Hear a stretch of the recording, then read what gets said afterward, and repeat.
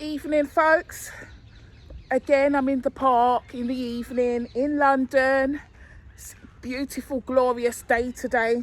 Finished work and thought we'd come to the park. So, welcome to Narksa Thriver channel. Welcome back and welcome to all new viewers. If you like my content, please do consider liking, sharing, commenting and subscribing.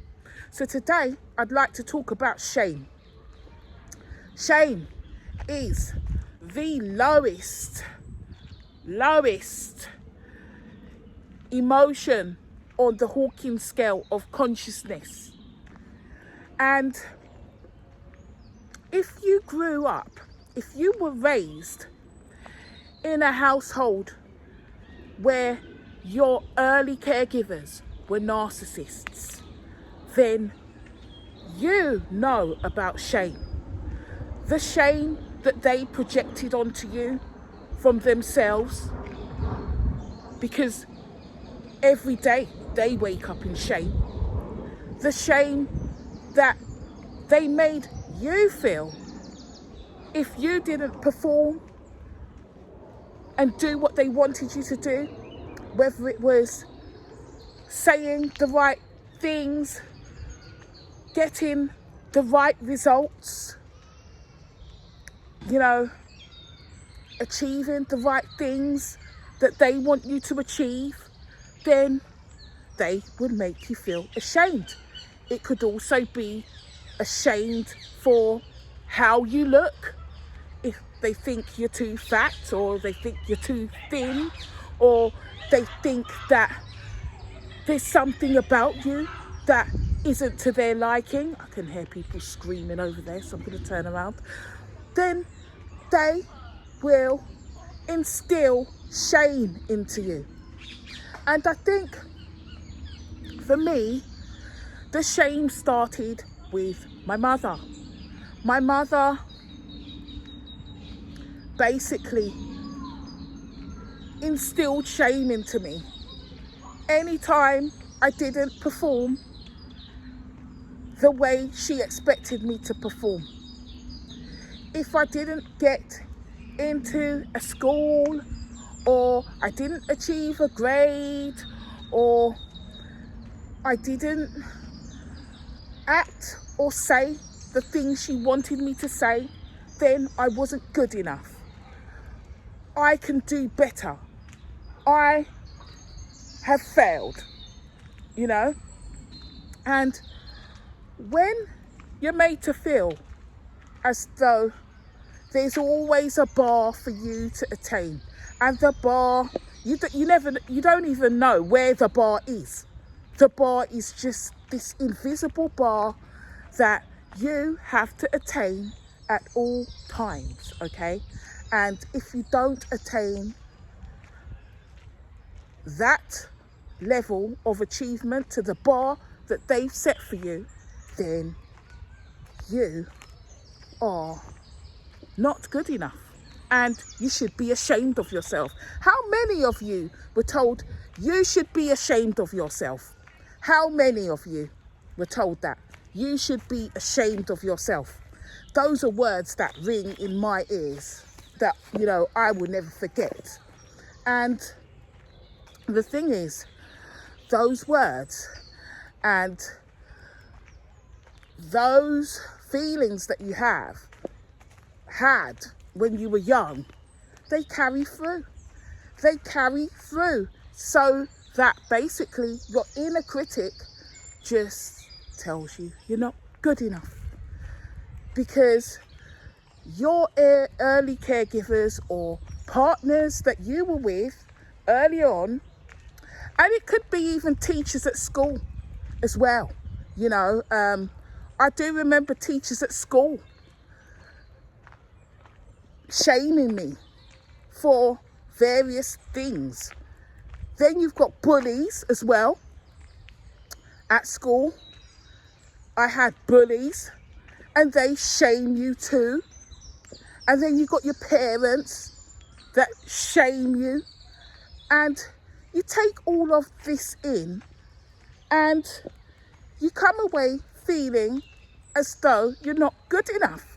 You believe you're not good enough because you're told this. You're told from your teachers that you're underachieving, or yes, you achieved this, but you could have done better. You know, I remember a few times teachers would say to my mother that I'm not applying myself enough and I'm letting myself down and I'm just not doing good enough. I could do better. And then I would incur the wrath of my mother, basically. And that put the fear of God in me. Now, there was, you know, I had to look a certain way. I had to speak a certain way. I had to achieve certain results. You know, I had to do everything my mother wanted me to do. And if I failed any tests, then I would incur the wrath of my mother. It wouldn't always be physical violence. It could be silent treatment, withdrawal of privileges, or let's call it basic rights, or it could be beating. Depends. You never know. So always feeling like you have to perform. And even when you do achieve what you want to achieve, or what they want you to achieve, you still feel a sense of shame because you're performing. You're basically performing. And when you're performing, you're not being yourself.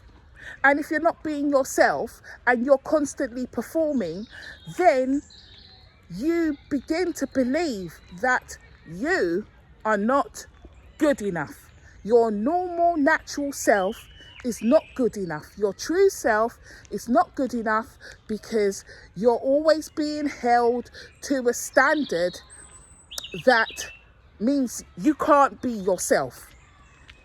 And I guess it's similar to the narcissists in many ways.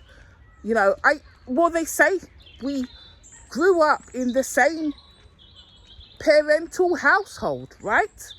That narcissists and empaths come from similar backgrounds, except our paths diverged. So I can understand to a point how narcissists behave, in the sense of having to perform all the time and not being able to be their true self, to meet expectations.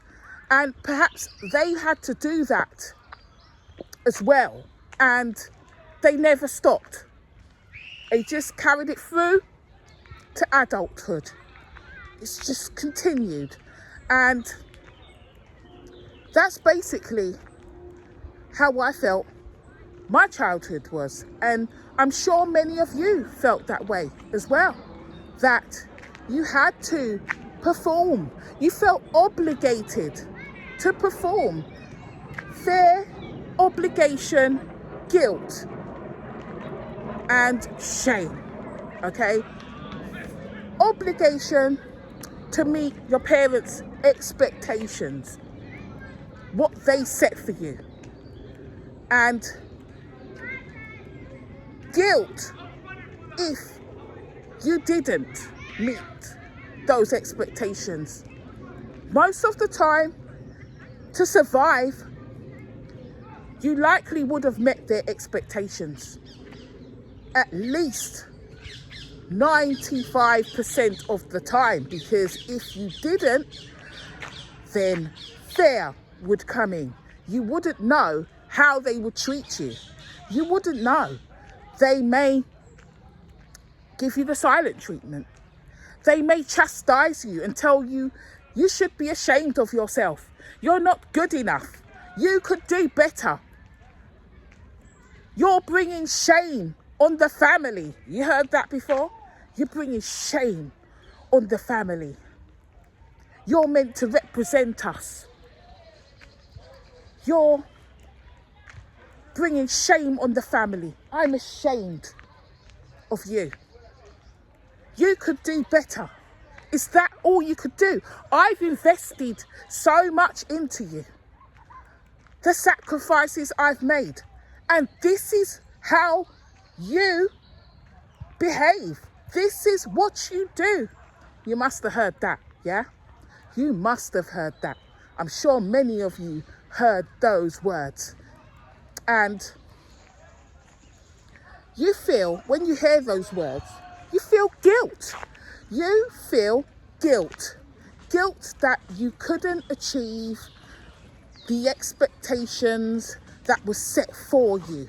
Not by you, but for you. And you end up carrying that through in life. Because you grow up performing for others, like a performing circus clown. But you can't get out of the act. You have to continue. You feel obligated because they're your parents. They're your parents. You look up to them. You look up to your parents, but also you feel obligated that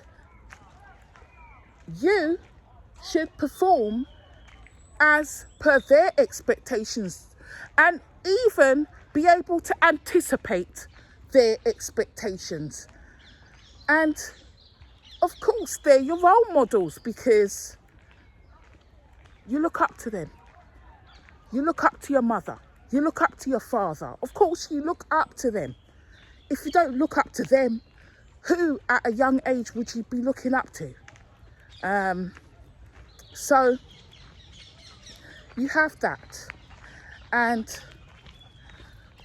the fear, obligation, guilt and shame fogs are implanted and instilled in you from a young age. So that is the foundation of the inner critic. Let's tie it into the inner critic here. The voice that tells you you're not good enough, okay? You are not good enough. So basically, when you were younger, you likely never had a chance to really be yourself. You were told how you should behave. And I'm not saying that parents shouldn't guide their children and, you know, tell them what's unacceptable and stuff. But no, this is different. You were told how you should be, basically, as a human, how you should be. Their version of you, not your version of you, their version of you that you had to enact day in, day out. And as a child, you can't pack up and leave. So in that sense, having all of that, having their projections of shame also put onto you, because narcissists cannot reflect, so they project, and they will project onto their own children. Children, you know, they're easy prey, and they're there, and they will project their shame onto you. And if they assign you something to do that they were not able to do, let's give an example of, say, playing the piano. If they always wanted to do it, they always wanted to play the piano, but were not able to learn, then they'll force it onto you. And if you don't want to do it, or if you don't want to do it, you're doing it anyway. Yeah, you're doing it. There's no, if you don't want to do it, what would you like to do? No, you're doing what they want you to do. And your feelings are irrelevant. But if you fail, because they will push you and pressure you. That is the other thing. They pressure you hard into doing what they want you to do, and, you know, achieving what they would have wanted to achieve. They live their lives through you. You're the vessel for their achievements and expectations. And all of this, you know, if you don't achieve, then they will project the shame onto you. The shame that they felt maybe they were trying and they weren't able to do it, and you can't do it, or you don't want to do it, and then they'll project that shame onto you. But even if they didn't do it when they were younger, they'll still project the shame onto you. And it's the shame actually that they were not able to get you to do it, basically, but they'll just project the shame onto you as you're not good enough. You failed. You're a failure. So all of this sets you up for having the inner critic in you. You think, if you've grown up with this voice in your head from early caregivers, whether it be your parents, teachers, church leaders, bullies in school that bullied you for maybe how you looked, you know, or anything really, you know, bullies are bullies, but, you know, they'll pick a thing, whether it's your nose, whether it's your lips. In my case, it was my lips. When I was young, I was always called in school by bullies rubber lips, and I hated my lips. I hated my lips, absolutely hated my lips. Always wanted my lips to be smaller. And now I'm fully accepting of my lips. Yes, they're big. Yes, they're plump. Yes, they're lush, and they're my lips. And I'm loving them. They were given to me by God, and I love my lips, okay? But I was made to feel ashamed, really ashamed of my lips. And I would say that traumatized me throughout my childhood, really. But what I'm trying to say is the voice that you have, that's the inner critic, is a culmination of the fear, the obligation, the guilt, and the shame that was instilled in you from your parents and your early caregivers when you were young, okay? And it's carried through, so that basically, if you hear those voices repetitively, consistently, then you don't need to hear those voices after a certain time, because those voices are always with you, always with you in your head as a virus, just like a virus program. And those voices are constantly running a loop in your head. And if you think about it, the shame, okay, the shame will make you feel that you're not good enough. You will believe that you're not good enough. This was told to you from early on in your life. And it's almost like a mantra, okay? So it then affects the people that you choose to be with. If you choose partners, it's just the choices in life are affected by the core shame, the choices that you make in life are affected by the shame that you feel, that you felt as a child, that has compounded into adulthood. Okay, so you may not go for positions in the workplace that you are very well capable of, but you choose not to because you just don't believe that you're capable. You think, oh, I'll fail.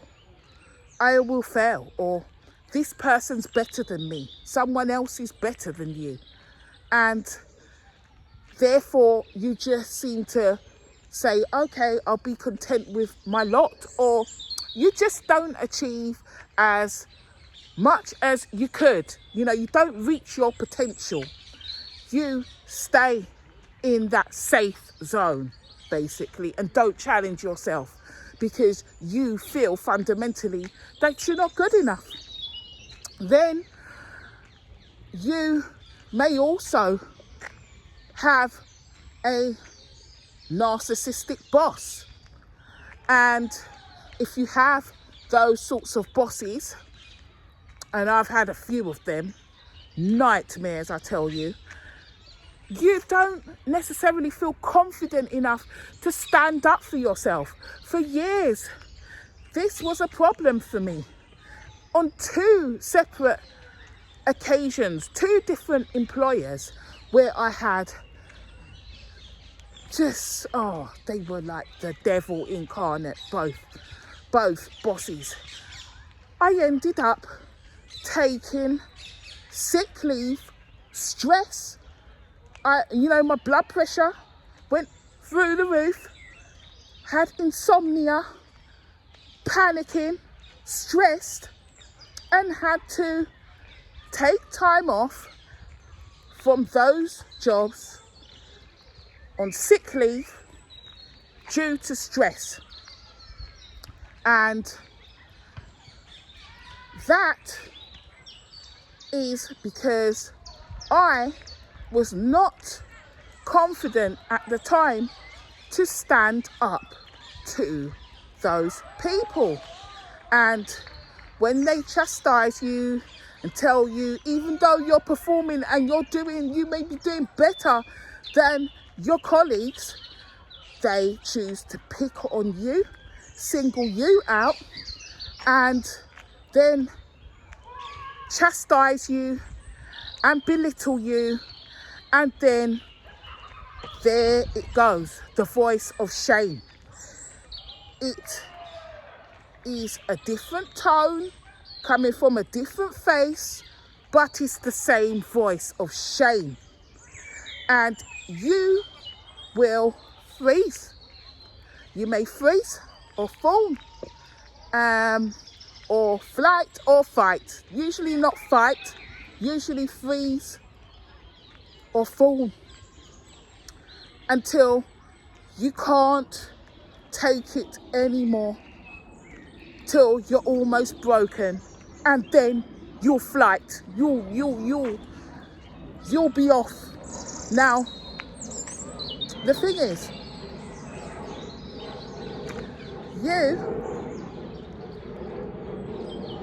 it's not your fault.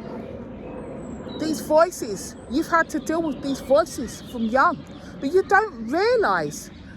And, these narcissists, they can sniff us out. They have a seventh sense for empaths.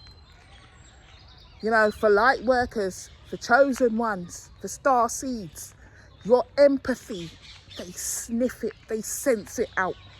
They're like tracker dogs, they're like sharks, blood in the water.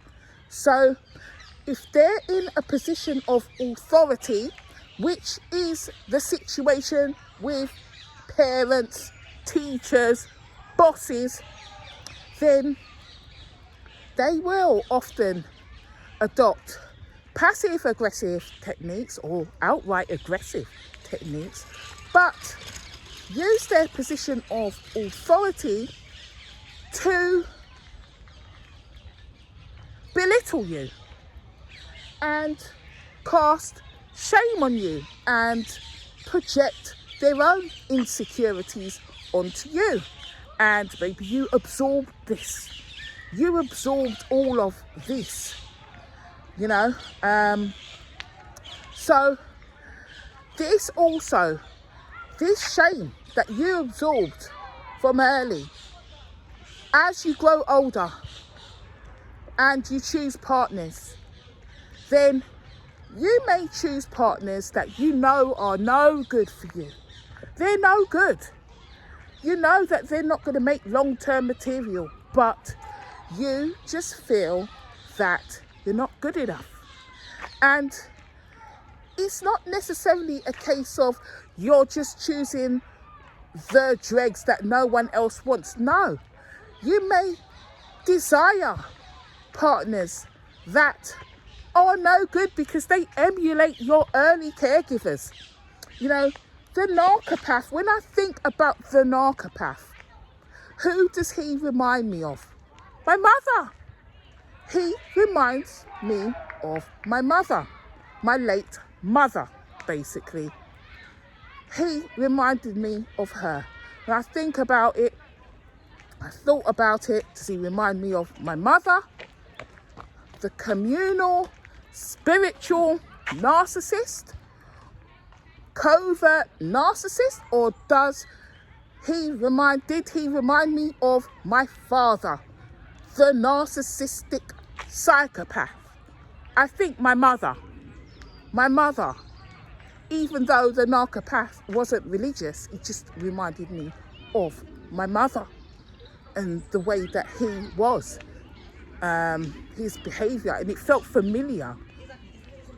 It felt very familiar. He felt very familiar. Why? Because he was basically the spirit of my mother in another vessel. You know, the same spirit, different vessel, basically. And you will end up picking people based on your shame that are familiar to you, that make you feel like you're not good enough, and they'll make you feel ashamed of yourself in the same ways that your caregivers did.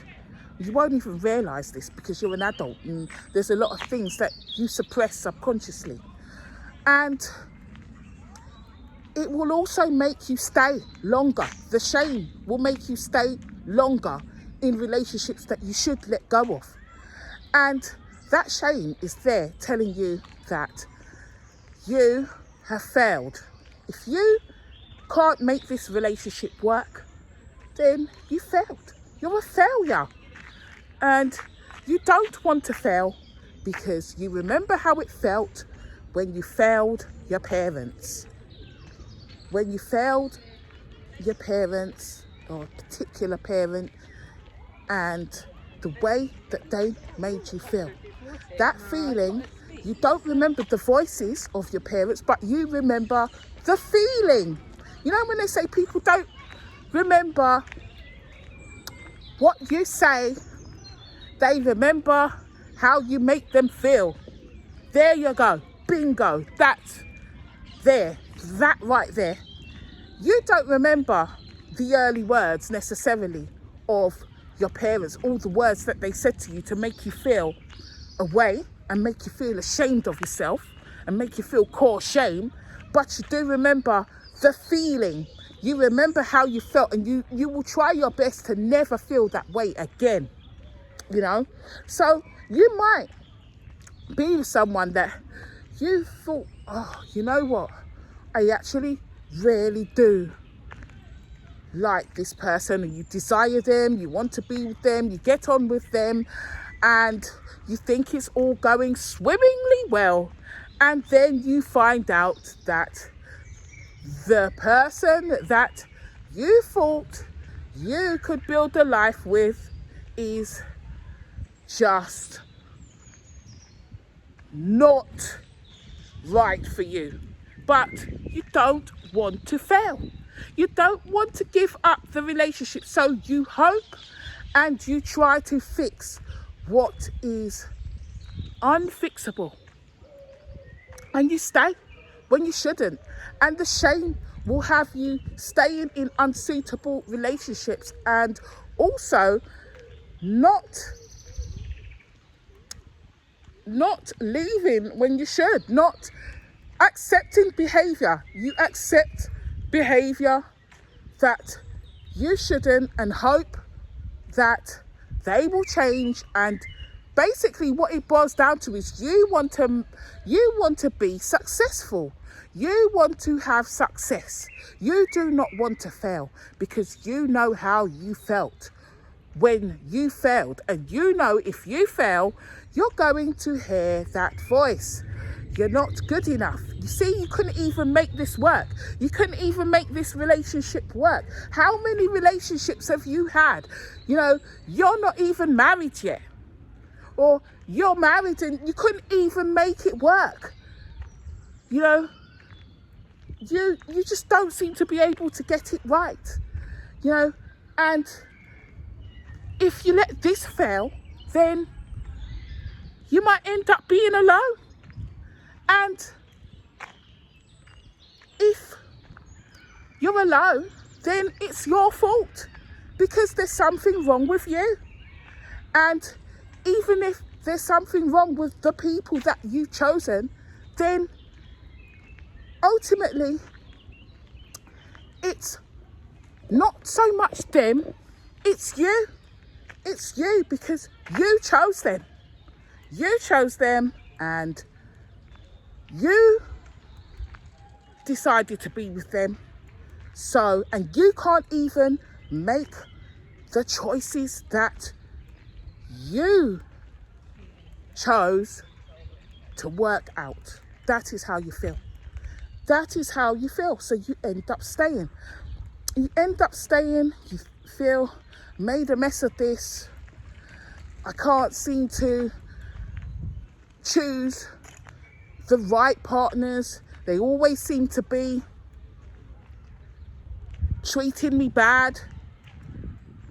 They always seem to cheat, or, you know, depends on what it is, or abuse me, you know, physically or emotionally, or manipulate me, or financially exploit me, whatever it is, or, you know, try to pressure me to do sexual acts that I don't want to do. Whatever it is that you end up with, you just feel like you don't want to give up, because if you give up and you leave, then you feel like you're a failure, when it should not be that way. In your head, you should change the narration to, I'm giving up because it's not working, because this person is toxic. This person does not serve my higher purpose. This person is trying to destroy me. You know, it's not about you not being good enough, but that voice, that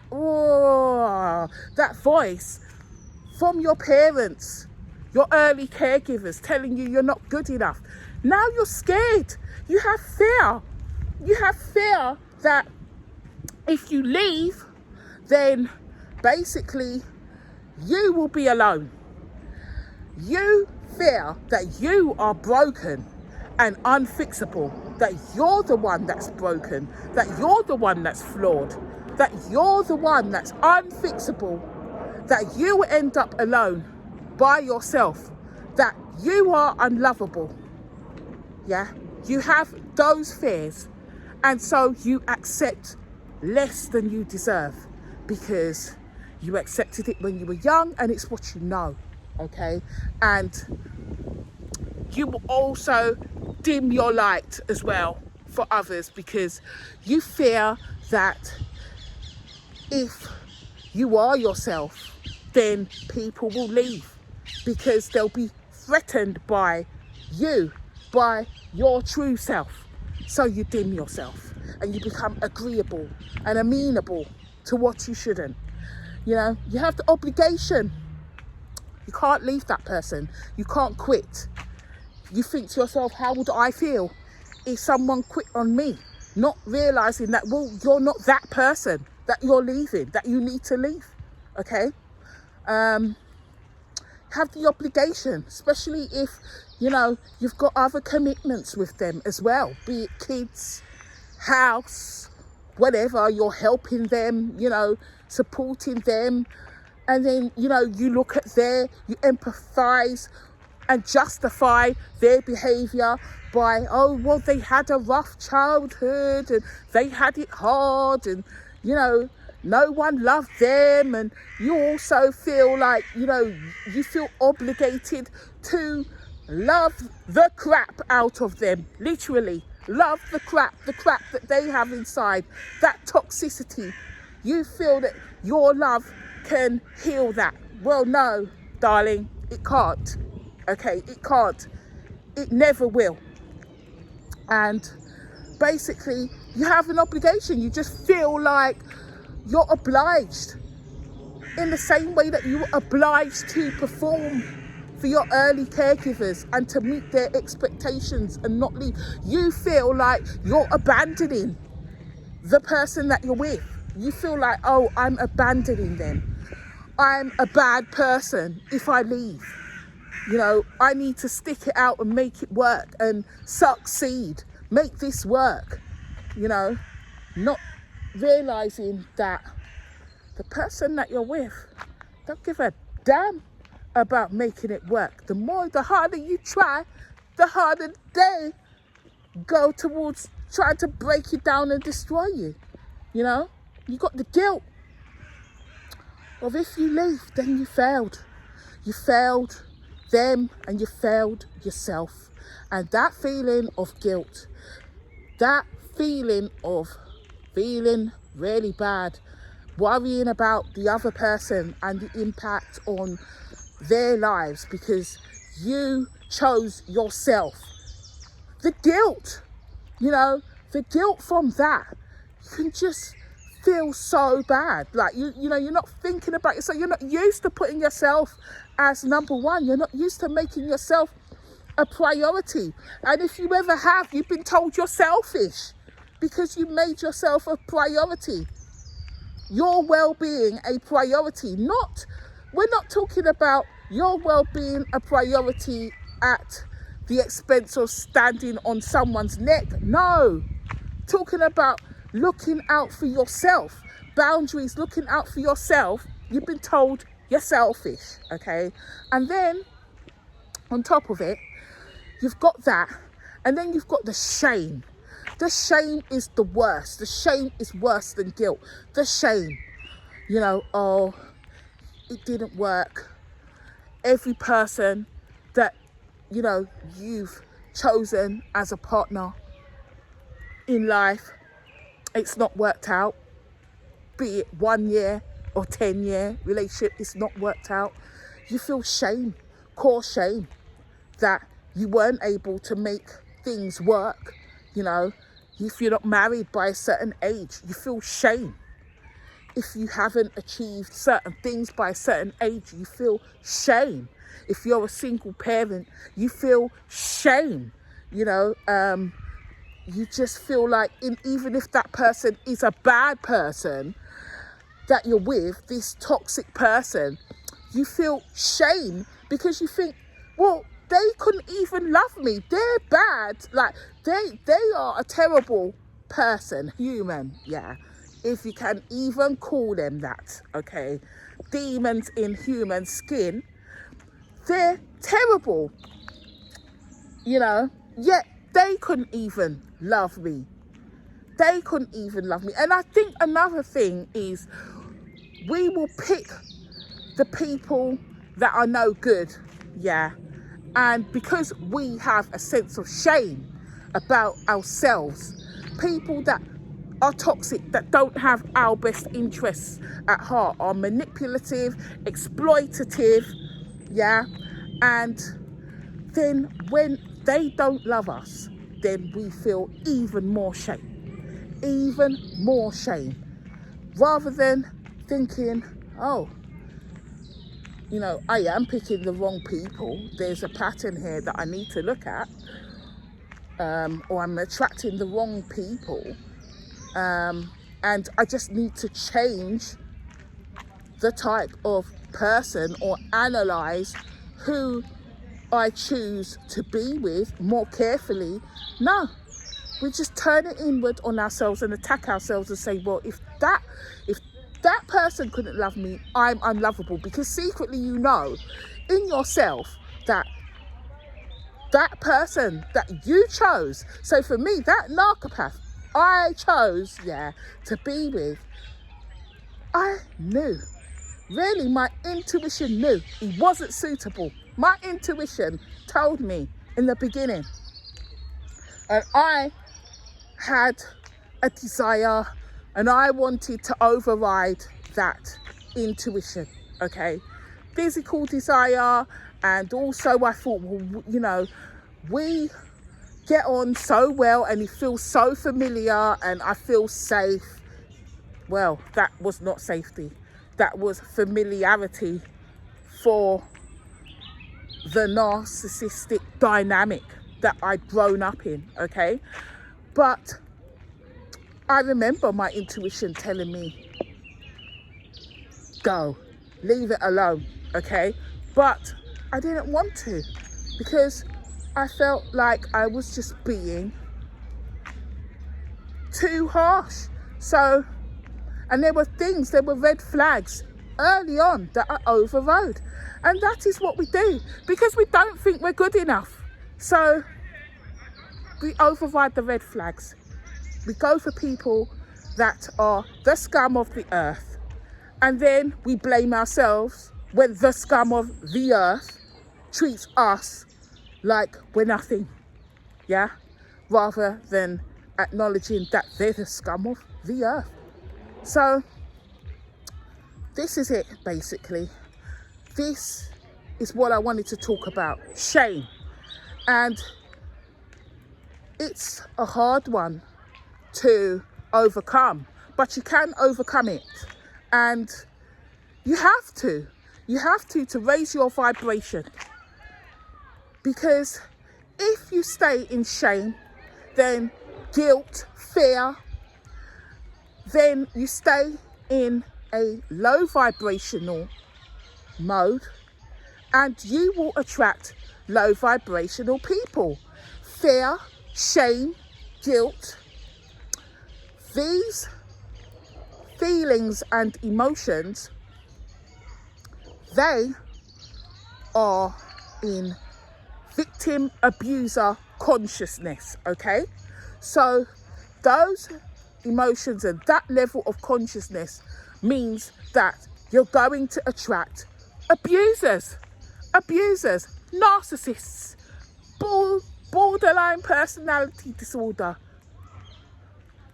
avoidant personality disorder, narcissistic personality disorders, antisocial personality disordered people.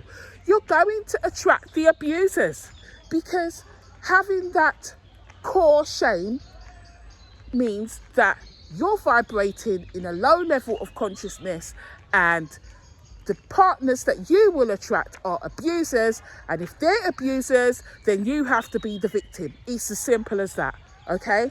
So this is what we need to do, is raise our vibrations.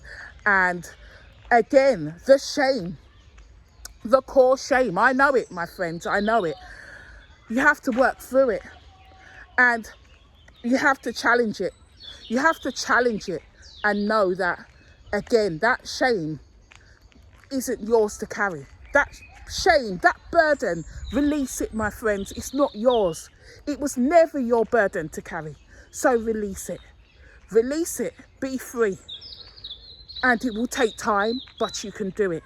Always challenge it, and don't accept the narrative, that voice, that inner critic telling you you're not good enough and amplifying that shame. So it's 44 minutes, coming up to 45, and I was meant to make a 20-minute video. This is how it is. It is what it is. Like, share, comment, subscribe. And I'm not ashamed that I ran over time. And I don't want you to be ashamed. Okay? So, I'll see you soon. Take care.